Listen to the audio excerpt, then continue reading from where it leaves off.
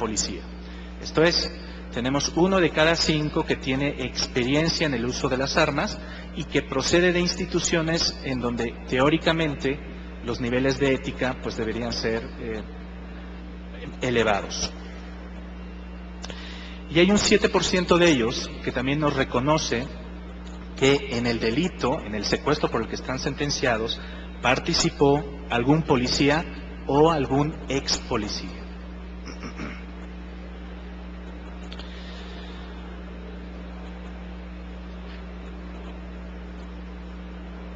...34% nos dice que eran asalariados. La mayor parte de ellos están en el autoempleo. Hay una amplia categoría de ocupaciones dentro del autoempleo, pero llama la atención que un tercio de ellos era asalariado. Y 7% trabajaba en el gobierno un mes antes de cometer el delito por el que están en la cárcel. Un mes antes de cometer el delito por el que estaban en la cárcel. Bueno, esta es información para nuestros colegas que harán la parte de análisis legal y quiero darles datos para argumentación legal. No se puede aplicar una ley en este contexto de debilidad institucional. Cualquier ley que queramos aplicar, que queramos seguir y que se publique eventualmente en o a razón de este foro, no podrá tener una vida cierta con este grado de debilidad institucional que nos encontramos. Tengo unos cuantos indicadores seleccionados. Les preguntamos, por ejemplo, a los reclusos por el delito de secuestro. ¿En algún momento creyó que podía evitar la cárcel si hubiera tenido influencias o dinero para pagar alguna mordida? 59%, esto es, 3 de cada 5 nos dice que sí. Esto no es un hecho, es una opinión, ¿de acuerdo? ¿Piensa usted que si hubiera dado dinero a los policías que lo detuvieron, lo hubieran dejado ir? La mitad. La mitad. ¿Y en qué momento cree usted que hubiera sido más fácil evitar la cárcel? En la agencia del Ministerio Público nos responde el 43% y inclusive en el juzgado el 10% piensan que ya habrían podido evitar la cárcel. La importancia del dinero donde no debería de importar el dinero. ¿Alguien le ha pedido dinero? 40% nos reporta la policía judicial. La preventiva, 16% nos dice que la policía preventiva les pidió dinero. El agente del Ministerio Público, 14%. ¿Algún custodio? 13%. Y esto pega hasta en el Poder Judicial.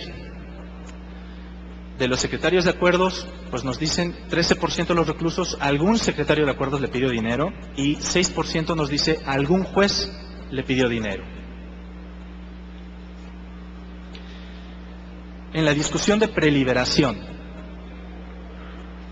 otro dato que quiero poner para la argumentación legal. 81% de estos 232 reclusos nos dicen que esperan obtener los beneficios. Recuerden que estas encuestas se levantaron en 2003, 2005 y 2009. No sabemos si fueron liberados, no sabemos dónde están en este momento. Los de 2009 evidentemente siguen purgando su pena.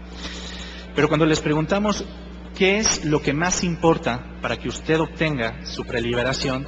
Pues el 19% nos dice que el dinero y las influencias. En justicia hay que decir que la mayor frecuencia de ellos, la mayor parte de ellos nos dice que la buena conducta.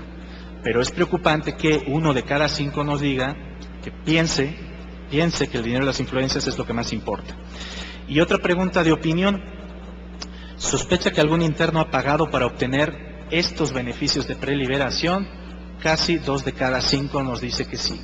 Entonces, insisto, en este marco o en este contexto de debilidad institucional, cualquier ley que se pretenda imponer no puede funcionar. Y unas cuantas ideas, muy brevemente, sobre la idea de incrementar las penas. En Estados Unidos hay una mayor tradición de investigación criminológica y tienen muy claro que para que una pena sea disuasiva requiere 3 elementos. Se necesitan 3 elementos que actúen a la vez. Estamos hablando en criminología, gente que comete delitos. Celeridad, firmeza y certeza. Celeridad, firmeza y certeza. Si no hay certeza, el aumento de la pena no va a tener ningún efecto disuasivo. La ley va a tener un efecto hipotético.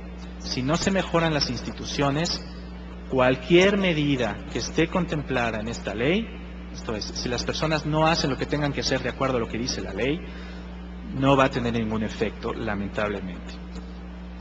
Y me pregunto, y ustedes también se preguntarán, ¿hay certeza institucional? Bueno, el 59% de los secuestradores nos dicen que piensan que podían haber evitado la cárcel. Sobre la idea de incapacitar al delincuente, incapacitar significa sacar de la calle, mantener en la cárcel, no permitir que cometa delitos.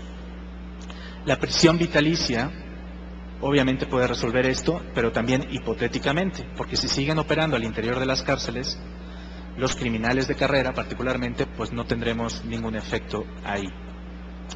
Y sobre el aspecto de preliberación, me parece que cuando el 38% nos reporta que hay corrupción, o que piensa que hay corrupción, pues tampoco puede funcionar.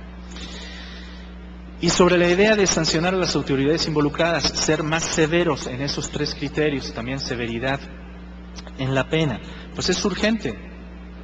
El 47% reporta que podía haber evitado la detención de haberle dado dinero a los policías. Esto es, entonces el que no tenía dinero fue el que está en la cárcel, lo detuvieron.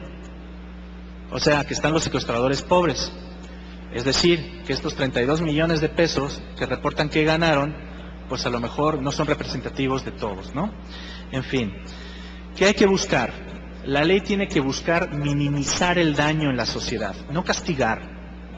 Primero, minimizar el daño en la sociedad. ¿Cómo se minimiza el daño en la sociedad antes de que ocurra el daño? Antes de que ocurra. Hay que identificar los perfiles y hay que trabajar en una rehabilitación real. Estos jóvenes que son primodelincuentes, que pueden llegar a la cárcel y que pueden llegar a cubrir cierto perfil de contexto familiar en donde tenemos identificadas, nuevamente, estadísticamente, y por lo tanto es atacable, pero de nuevo, hablando de probabilidades, son identificables. ¿Por qué no ponemos esfuerzos en ellos? ¿Por qué no hacemos algo antes de que suceda el secuestro? Les comento un dato más. Entre aquellos que habían cometido un delito anteriormente al secuestro por el que están purgando una pena, sabemos qué delito habían cometido, y el delito era robo con violencia. Es más, la cadena de eventos se da en robo simple, robo con violencia, secuestro. Esa es la cadena de eventos que podemos obtener de esta muestra. Entonces, antes de que suceda el crimen, ahí es donde está la verdadera clave de minimizar el daño a la sociedad. Y después de que sucede, una vez que ya ha sucedido, pues evidentemente la atención a las víctimas me parece que es urgente, e incapacitar al criminal de carrera, al que eventualmente, recurrentemente comete este u otros delitos. Bueno, estas serían mis opiniones. Básicamente lo que quería era ponerles unos cuantos datos para su elaboración. Y nuevamente muchas gracias, senador Alcocer, por